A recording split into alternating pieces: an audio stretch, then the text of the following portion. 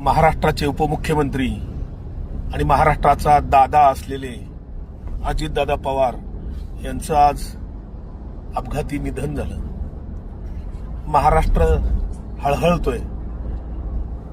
कायम वेळ पाळणारा नेता असा अवेळी कसा जाऊ शकतो, असे संशयाचे धुके मनामध्ये येत आहेत.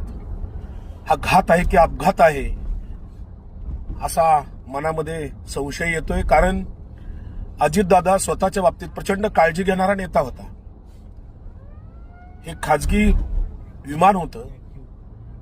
ही घटना कशी घडली या संदर्भात सखोल कसून चौकशी होणं आवश्यक आहे. कारण महाराष्ट्राचा एक चांगला नेता, बहुजनांचा नेता, सत्तेत राहून सुद्धा, महायुतीत राहून सुद्धा एक धर्मनिरपेक्ष, सर्व धर्मसमभावी विचार जोपासणारा, पुरोगामी विचारांचा नेता